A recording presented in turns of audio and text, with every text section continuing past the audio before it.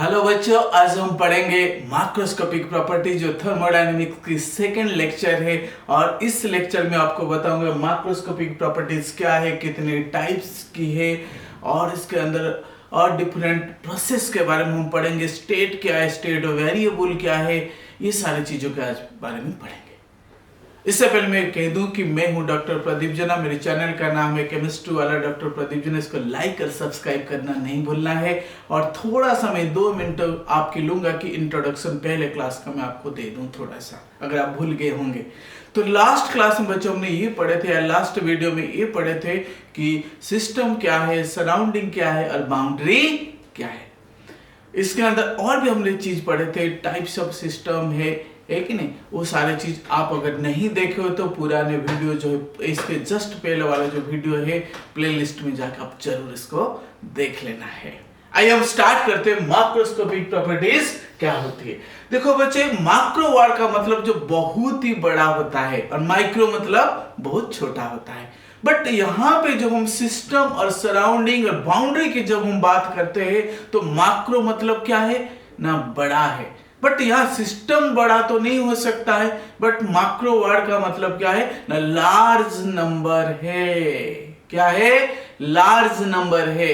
तो हम देखते हैं कि माक्रोस्कोपिक प्रॉपर्टीज क्या है ना, the properties that associated with large number of chemical species. जैसे एटम है, मॉलिक्यूल है और आयन्स है। तो इस टाइप से हम देखते हैं कि माक्रोस्कोपिक प्रॉपर्टीज क्या है ना, एटम, मॉलिक्यूल और आयन्स जो है लार्ज नंबर की है, उनसे जो डील करता है वो माक्रोस्कोपिक है।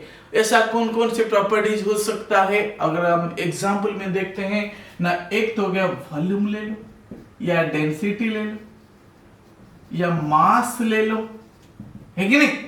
तो इसमें हम देखते हैं कि वॉल्यूम जो बात करते हैं, अगर एक सिस्टम है, अगर मैं बीकर में वाटर ले लेता हूं, यहाँ पे आप एग्जांपल की तरह पे ये पूरे पानी इसमें भरा है, तो मैं यहाँ पे क्या करूंगा कि अगर ये सिस्टम है तो वॉल्यूम का मतलब 1 लीटर या 2 लीटर इस टाइप से होगा। तो volume is not associated with a single atom या मॉलिक्यूल। समझ पाए?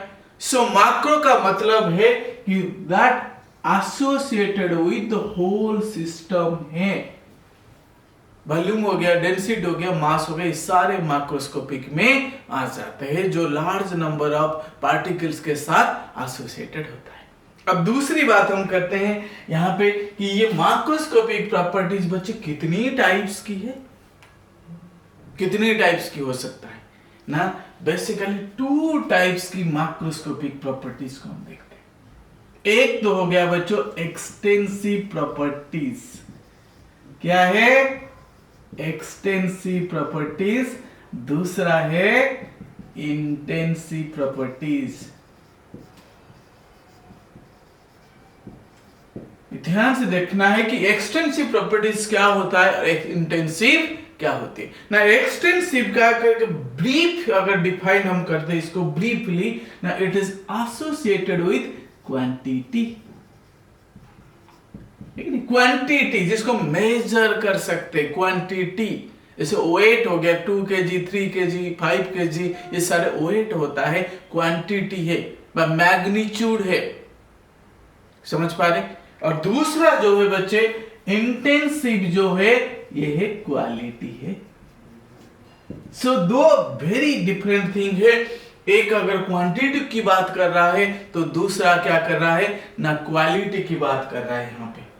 सो आप समझ सकते हैं कि क्वांटिटी और क्वालिटी 2 अलग चीज है। तो इसलिए एक्सटेंसिव रिलेटेड टू क्वांटिटी और intensive related to quality of the system, by the properties है। अब हम देखते हैं एग्जाम्पल क्या क्या आ सकता है क्वांटिटी में ना, जिसको मेजर कर, मास, वॉल्यूम, हीट, ऐसा नंबर ऑफ मोल्स। इसको मैं अगर लिखूं तो क्या मास है, वॉल्यूम है, नंबर ऑफ मोल्स है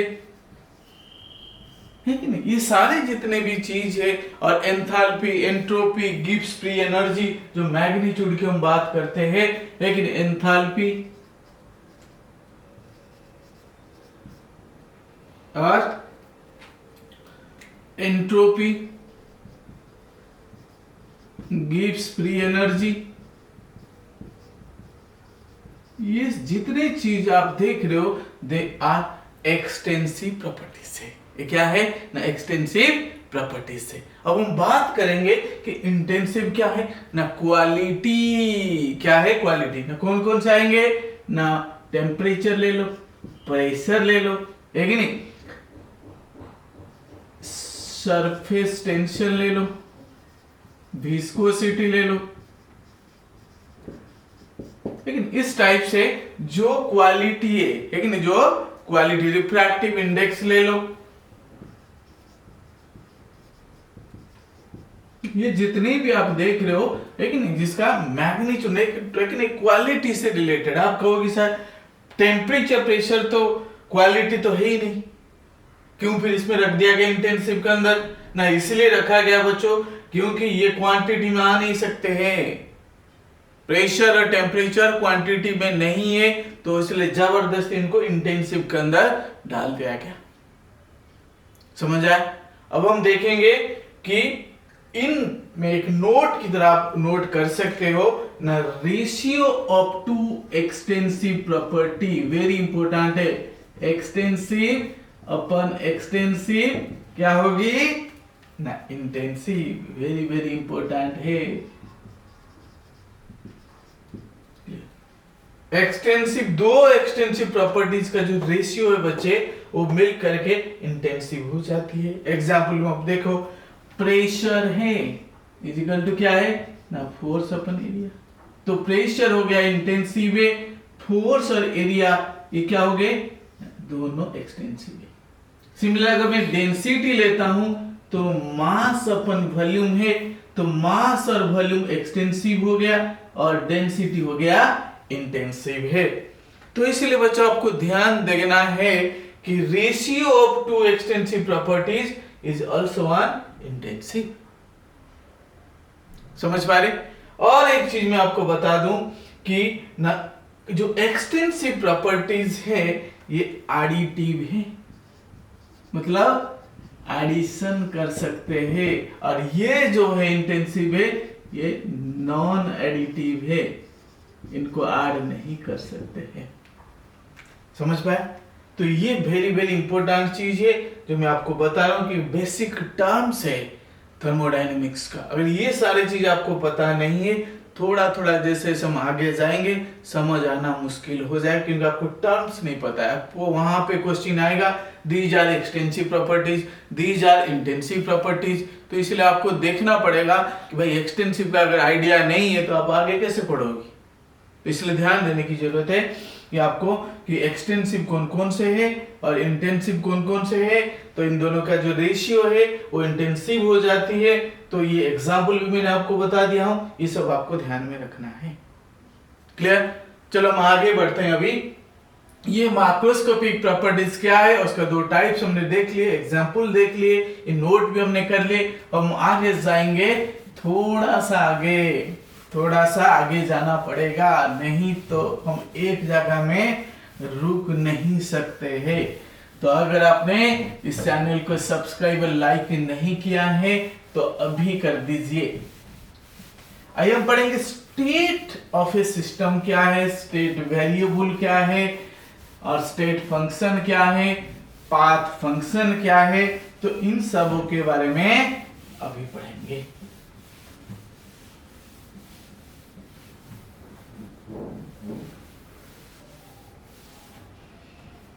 इन सब के बारे में पढ़ेंगे।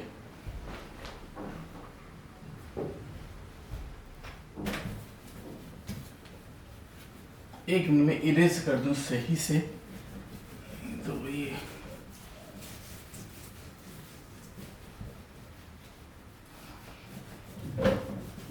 जस्ट ए मिनट, एक minute.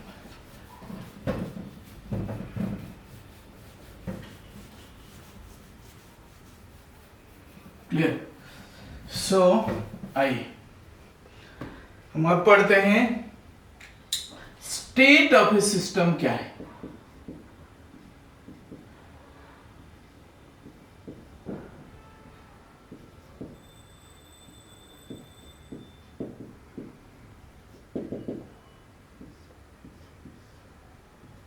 State of A system. मुझे देखो स्टेट का मतलब क्या है ना, स्टेट का मतलब होता है कंडीशन। स्टेट का मतलब क्या होता है, कंडीशन ऑफ ए सिस्टम। लेकिन वेरी इंपॉर्टेंट है, आपको समझ आना चाहिए। This is called condition of A system. State condition क्या है, मैं किस कंडीशन में है। अगर कोई इंसान है, अगर मैं उसको पूछूंगा कि भाई तुम्हारी कंडीशन क्या है,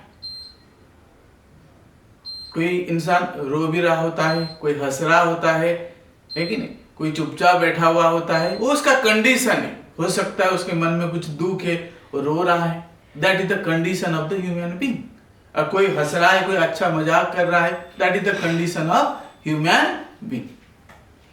बट यहां पर थर्मोडायनेमिक्स में कहता है कि कंडीशन ऑफ ए सिस्टम या स्टेट ऑफ ए सिस्टम क्या है ना, कहता है ना, it is the condition of A system when thermodynamic parameters by observable properties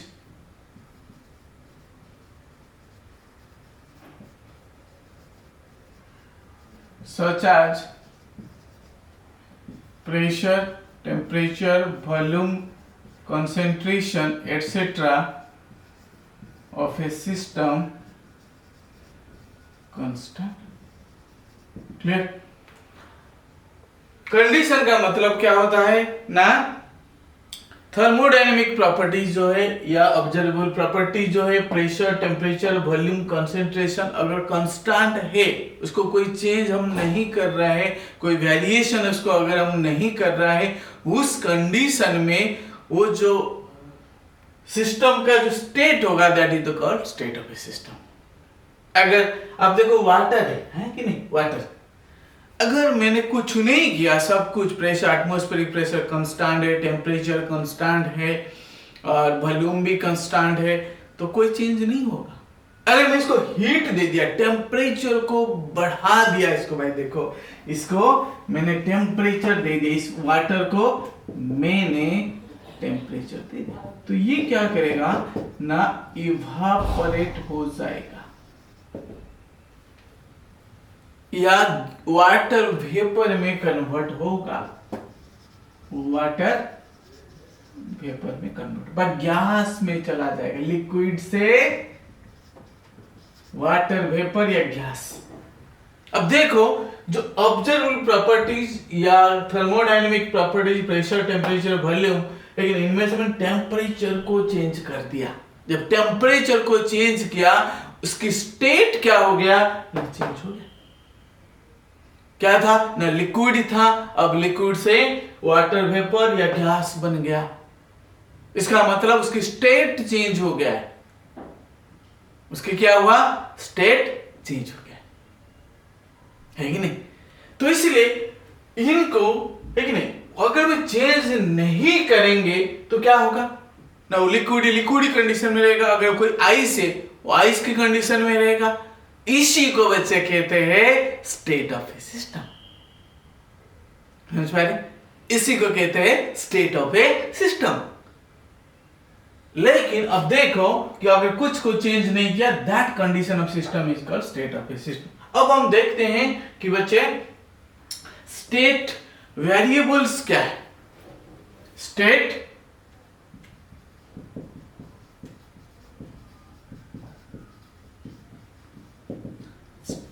variables, state का वेरी कर जाना, स्टेट का चेंज हो जाना, इसी को कहते हैं स्टेट वेरिएशन। और स्टेट वेरिएबल कौन है ना, जो स्टेट को वेरी करने में मदद करते हैं, जो स्टेट को चेंज होने में मदद करते हैं, उन्हीं को हम कहते हैं state variables.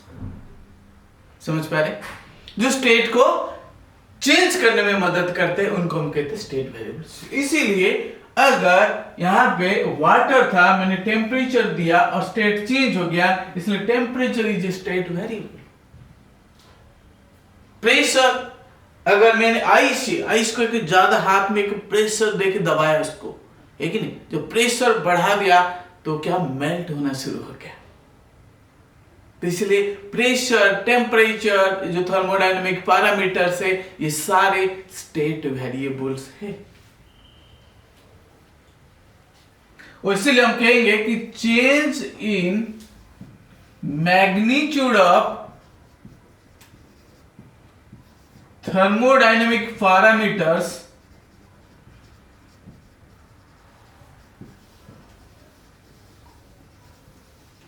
such as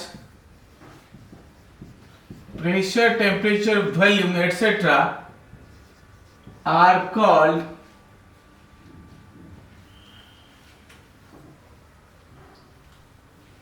a change the state of the system. State of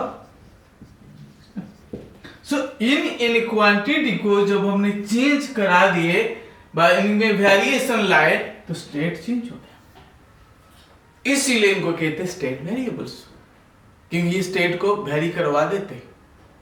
समझ आया? अब हम जाएंगे स्टेट फंक्शन क्या है। What is state function? What is state function?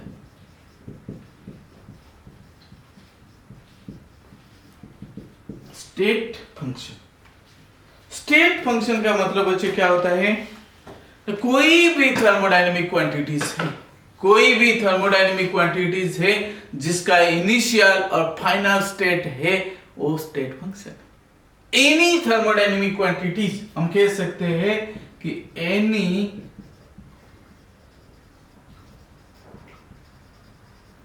thermodynamic quantities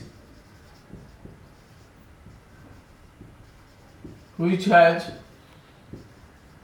both initial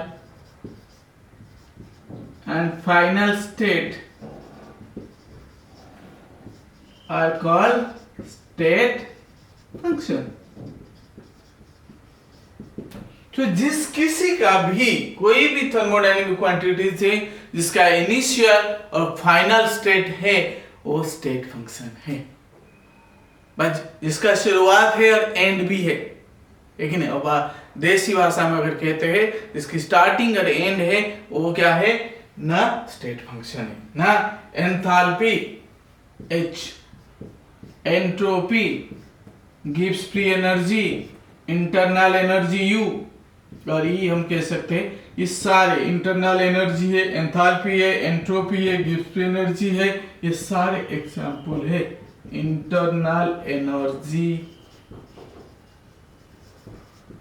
enthalpy, entropy और गिव्स फ्री एनर्जी, ये सारे के सारे क्या है? स्टेट फंक्शन है। न जिसका इनिशियल और फाइनल स्टेट है, वो स्टेट फंक्शन है। समझ पा रहे? अब हम बात करेंगे कि पाथ फंक्शन क्या है। What is path function? Path function, path function बच्चे क्या होता है ना, जो स्टेट के ऊपर डिपेंड नहीं करता है। जो quantities do not depend upon state, they depend upon the path, कैसे अचीव हुआ है, कैसे अचीव हुआ है। हम देखते हैं कि वर्क और हीट जो है W एंड H, हीट, ये दोनों जो है path function, because they depend upon path, they depend upon path. यहां पे मैं लिख देता हूं because they depend upon path of system, और पाथ लिखते सिर्फ। सपोज एक इंसान 1 किलोमीटर वॉक किया, देखिए मैं दौड़ लगा है, रनिंग किया है, और दूसरा 5 किलोमीटर रनिंग किया है, तो पाथ किसकी ज्यादा है? पाथ, रास्ता किसकी ज्यादा है ना? 5 किलोमीटर वाले का, तो इसीलिए उसकी वर्क ज्यादा होगी। वो डिपेंड करता है कितने रास्ता या कितना दूरी इसने कवर किया है। सिमिलरली हीट की बात भी करते हैं, heat also a path function, heat भी एक पाथ फंक्शन, क्योंकि अगर मैं देखो कि मैं एक रॉड है, ये है, इसको मैंने हीट किया कैंडल लगा के, आयरन रॉड है, मैंने यहाँ पे कैंडल लगा दिया इस टाइप से, इस पॉइंट से हीट किया। तो हीट जो है वो डिपेंड करता है डिस्टेंस के ऊपर, इस पॉइंट में कितनी हीट होगी यहाँ और यहाँ कितनी, जितने नजदीक होगा उतना हीट की मैग्नीट्यूड ज्यादा होगी, थोड़ा दूर चला गया हीट का मैग्नीट्यूड और कम हो जाएगा। तो इसलिए heat and work both our path function है। समझ पा रहे? अब हम जाएंगे कुछ थर्मोडायनेमिक प्रोसेस के बारे में आज पढ़ेंगे, कुछ थर्मोडायनेमिक प्रोसेस के बारे में पढ़ेंगे। तो इसीलिए आप बिल्कुल भी, लेकिन इस वीडियो को एंड तक देखना है। अगर आप एक भी वीडियो मिस करते हो तो क्या होगी, आपको आगे का कंसेप्ट समझ नहीं आएगा।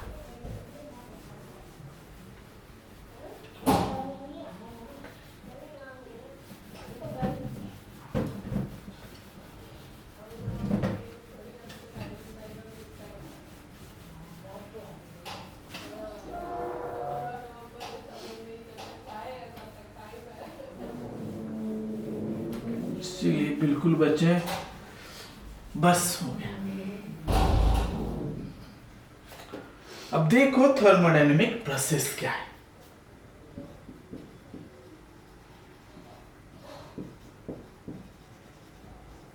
प्रोसेस है कि नहीं, जब प्रोसेस की हम बात करते हैं थोड़ा दिमाग में तो है कि नहीं, हमारे भी प्रोसेस शुरू हो जाता है। लेकिन जब प्रोसेस की हम बात करते हैं हमारे दिमाग में भी कुछ ना कुछ प्रोसेस शुरू हो जाता है। यार प्रोसेस क्या है कि नहीं?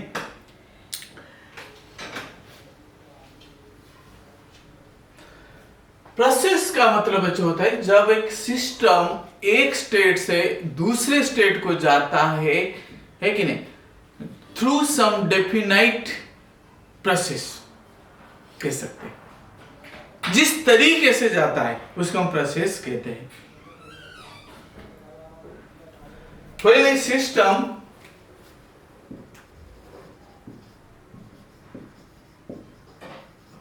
change from one state to other, this operation is called process. अब देखो कि मैगी बनाया, क्या क्या मैगी बनाया, तो मैगी बनाने के लिए रॉ मैगी है, कच्चा है, तो इसको खाने के लिए पकाना तो पड़ेगा। तो पकाने के लिए क्या करना पड़ेगा ना, पानी को हमने गर्म किया, पानी को हमने गर्म के उबलाया, फिर थोड़ा मसाला डाला, फिर मैगी डाला, उसको थोड़ा स्पून से थोड़ा सा स्टायर भी किया उसको, फिर जो उबलने लगा तो मैगी बन गया। सो इनिशियल रॉ मैगी से जो मैगी हम खाने लायक है, जो बन चुका है, वहां तक पहुंचने के लिए कुछ प्रोसेस को ये क्रॉस किया ना। पानी को बॉईल किया, फिर उसमें मसाला डाला, थोड़ा उबलने लगा, फिर मैगी को टुकड़ा टुकड़ा किया, फिर डाला, फिर लेकिन स्पून से स्टार किया, फिर जाके वो मैगी खाने लायक तैयार हो गया। सो ये जो ऑपरेशन बीच में लगा हुआ, दैट इज कॉल्ड प्रोसेस। तो इसीलिए थर्मोडायनेमिक प्रोसेस में क्या होता है, जब एक सिस्टम एक स्टेट से दूसरे स्टेट को जाता है, एक कंडीशन से दूसरे कंडीशन को जाता है, उसके लिए जो जो ऑपरेशन करना पड़ता है, that is called what, process. इसी को कहते हैं प्रोसेस। आइए हम देखते हैं कि कितने टाइप के, 4 टाइप की प्रोसेस के बारे में पढ़ेंगे। Isothermal, isothermal means delta T zero, delta T zero. Iso मतलब सिमिलर, थर्मल मतलब टेम्परेचर, टेम्परेचर कांस्टेंट है। जब टेम्परेचर कांस्टेंट है तो क्या होगी ना, हीट एंड वर्क एक्सचेंज हो सकता है। यहाँ पे ध्यान से देखो, only heat and work exchange, समझ पा रहे? सो आइसोथर्मल मतलब डेल्टा टी जीरो है, डेल्टा टी जीरो मतलब टेम्परेचर कांस्टेंट है, तो वहां पे सिर्फ क्या काम हो रहा है ना, सिर्फ जो है हीट एंड वर्क एक्सचेंज हो रहा है। अगर मैं एग्जाम्पल की बात करता हूँ ना, थर्मोस्टाट ले लो। यहाँ पे हम देखते हैं कि एग्जाम्पल की अगर मैं बात करता हूँ, यू कैन टेक थर्मोस्टाट। दूसरी जो बच्चा है वो है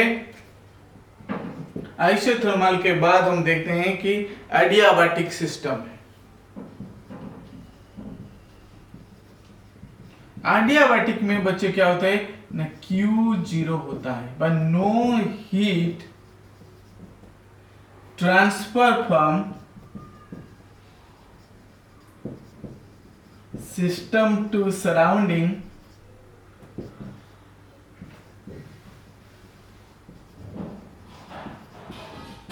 एंड वाइस उल्टा है ना। सिस्टम से सराउंडिंग को नहीं जा सकता है, सराउंड से फिर से सिस्टम को नहीं। Q0 है, Q यहाँ पे क्या है ना, 0 है। तो इसमें क्या होगी ना, टेम्परेचर चेंज हो जाता है, टेम्परेचर और वर्क चेंज हो जाता है ना, T एंड W एक्सचेंज। थर्मोफ्लास्क ले लो एग्जाम्पल। एग्जाम्पल क्या है ना, थर्मोफ्लास्क।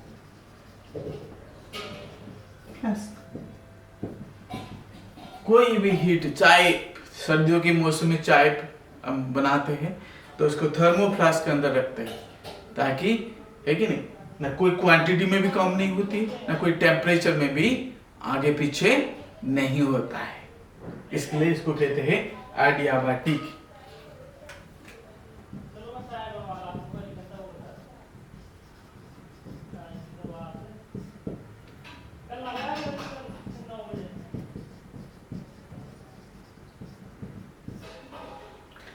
आइसोकोरिक और आइसोबारिक का मतलब बच्चे होता है pressure, delta P 0, change in pressure 0, और कोरिक का मतलब डेल्टा V 0। तो यहाँ पे वॉल्यूम कांस्टेंट है और यहाँ पे प्रेशर कांस्टेंट है।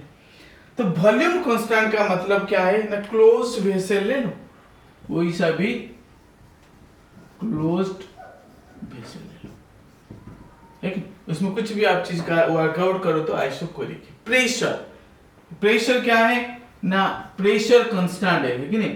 तो आप यहां पे अगर मैं बात करूं कि अगर पानी को बॉईल कर लूं, but atmospheric pressure constant, water को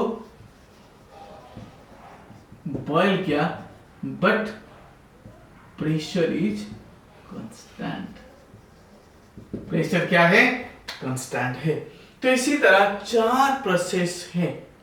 तो इसलिए आपको कंडीशन, ये दोनों वेरी इंपॉर्टेंट है, क्योंकि बार बार क्वेश्चन में सिस्टम लिखा हुआ, आइसोथर्मल क्या है, एडियाबैटिक क्या है, आइसोकोरिक क्या है, आइसोबारिक क्या है, इस क्वेश्चन में लिखा हुआ आएगा, तो आपको ध्यान में देना है।